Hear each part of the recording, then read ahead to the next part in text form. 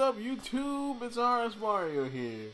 And I just finished watching wrestling. I just finished watching Raw. Raw is not too bad.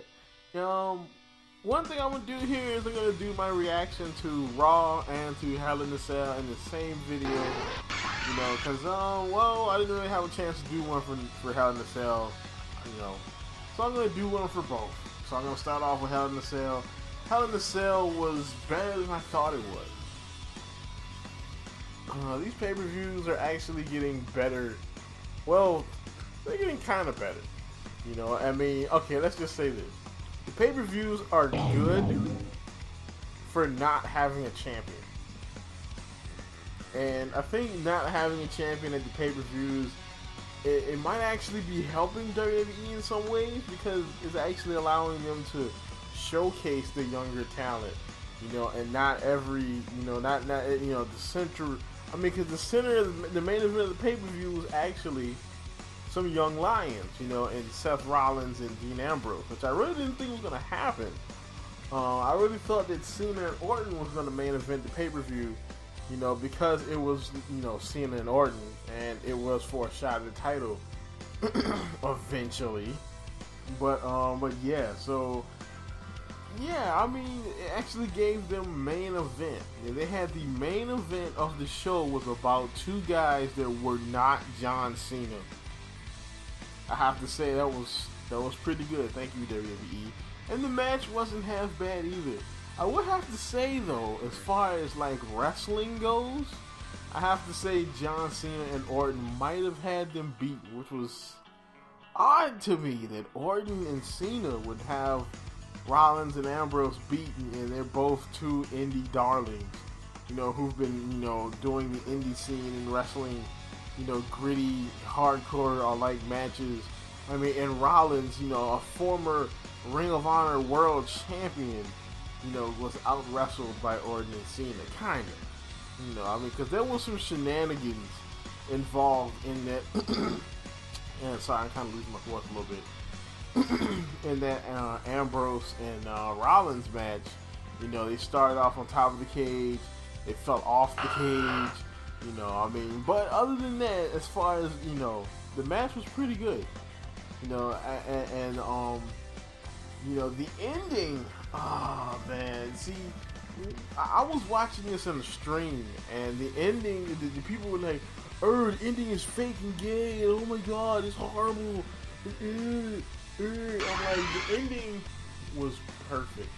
Because to tell you the truth, they really couldn't put one of these guys over the other.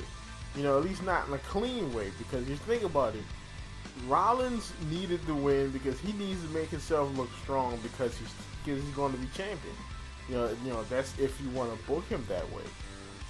Ambrose needed to win because he's looking to build himself up as the next top face. Technically, he's the number 2 face, at least until Orton finally flips and becomes a face, which we saw glimpses of, which I'll tell you in the Raw part of the video. But yeah, it's it was really hard to call, because a loss would kind of hurt both sides, since both of them, their win-loss record is not exactly stellar. Especially if you're trying to build big-time guys out of them. So having the match end with shenanigans was awesome. And having just, they're doing so much with Bray Wyatt. Like, his return was awesome. Now, some people say the return was a little underwhelming because he wasn't gone long enough. That is kind of true. But, I mean, the thing is, what else? What can you do? It's not really a return, but more of like a comeback or something like that. But it was awesome. The smoke, the lantern, the hologram, WWE pulled that off. That was awesome. And it probably had to suck for Bray Wyatt to be stuck under the ring throughout the entire match. Because that's what they did. While they were playing the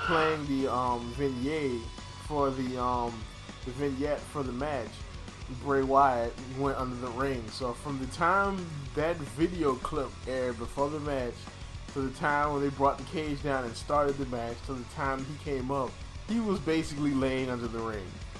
So that's gotta suck. But that was awesome though. And of course the Bray Wyatt Dean Ambrose feud is going to be awesome. Two crazy bastards going at it.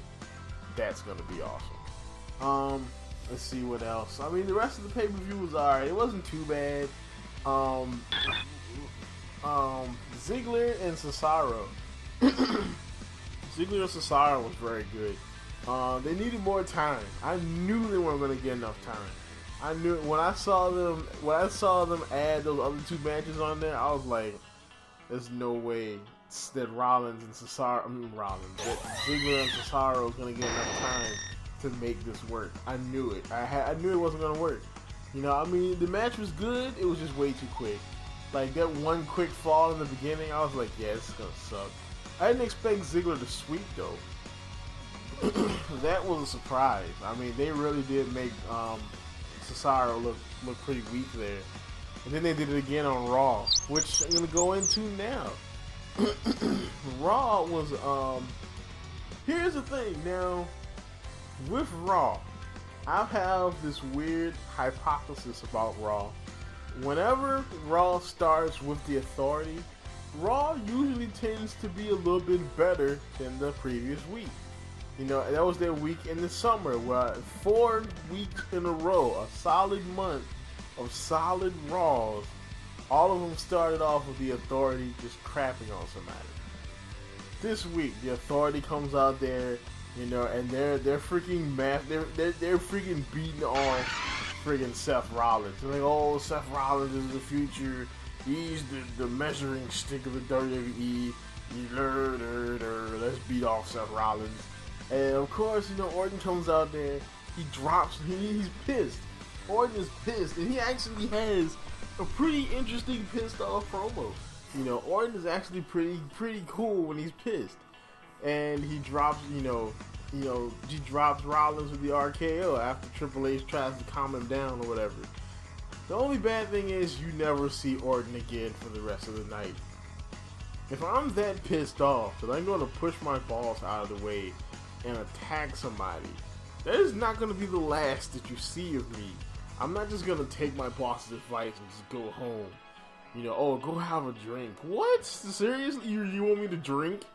I'm angry. The last thing you want me to do is drink. But, yeah, you know, he drops Rollins and then he leaves. I guess it's for the best because you don't want the face turn to be right now. You want to kind of like, well, they've been kind of slow burning it a little bit anyway, but you kind of want it to keep on going. I could definitely see this going into Survivor Series and having Orton turn on the team and screw them over. That'll be his face turn. He'll piss off the Authority, and you know, it'll be Triple H versus Orton, or it'll be Orton versus Rollins. I will personally want to see Orton versus Triple H because I know he'll win that match. But if they want to do Orton versus Rollins, I guess that'll work too. But he's probably gonna lose, which is gonna suck because Orton is another person who doesn't have a very good win-loss rating lately. So, let's see. As far as wrestling goes, I guess it was pretty good. Like the Kane and Ziggler match was pretty good. The tag team match was long. That's all I can really say about that one. It was long. Oh, that's right. We had there was a lot of turns and breakups in one night. It's like it's like they hit the reset button on Raw tonight because let's see, Mark Henry turns on Big Show at the end of that long drawn out ass tag team match. Let's see, I think Paige turned on Alicia Fox again. Maybe Fox will get the lesson here and just leave Paige alone. And let's see what else happens. Oh, Ryback comes back as a face. Yes, it wasn't a mark out moment, but it was a surprise though that because I had a feeling somebody was coming back when Bo Dallas came out and he's like, "Oh, I have an open challenge." Whenever somebody does an open challenge, it's usually one of two reasons: either You know, they're gonna just, somebody's gonna come out and squash them and do a promo, or there's a return coming. And this time was the latter. You know, Ryback returned and smashed freaking Bo Dallas, which kind of sucked, but hey, it's Bo Dallas. But yeah, Ryback is back. I mean, when the music hit, feed me more. I was like, oh, okay, that was a surprise. I was a little surprised there. I didn't expect that. He came out with the feed me more and the meat hook clothesline. Yeah, I have to say, it was pretty cool. So, all in all, I guess I enjoyed Raw. Raw was pretty good. It had its slow moments. I have to say, though, two things that did not happen that I expected to happen. One was I expected there to be a horrible freaking Bella segment, and there wasn't. Hopefully they're saving that for SmackDown, because that's probably won't be watching. And two, freaking Rusev didn't come and fillet himself about his win over Big Show. So, thank you WWE for not doing those two things. Because I was getting a little sick of Rusev. Like, at first it was interesting, because I do like these gimmicks that kind of like push the envelope when it comes to like racism. You know, like, I liked the Swagger gimmick when it was Swagger and Del Rio. And it was all, you snuck in here and stole the jobs, you Mexicans, I liked that gimmick because it pushed the envelope a little bit. I liked the Russian versus America thing. It pushed the envelope, and now it's just annoying. I mean, for all intents and purposes, Swagger should have been the one to beat Rusev, because he actually needs that push, man. He's a face. What they should have done is they should have had him beat Big E. They should have had him beat, Mark Henry and Big Show, and then have Swagger come in and defeat him. But that's, oh well. More than likely, he's on track to probably face Sheamus for the United States title. But, I mean, that's the future. All I know is this week there was no Rusev. That was awesome. He's probably going to be on SmackDown. So, all in all, Raw wasn't too bad. It wasn't as horrible as everybody says it is. It was actually pretty good. The pay-per-view, Hell in a Cell, wasn't bad. It was better than I thought it was going to be. And I have to say, Cena and Orton proved that they can still make a match we've seen 500 times interesting. So, alright, that's about it for this video. This is running long. Oh my god. Like, comment, subscribe, and keep it real.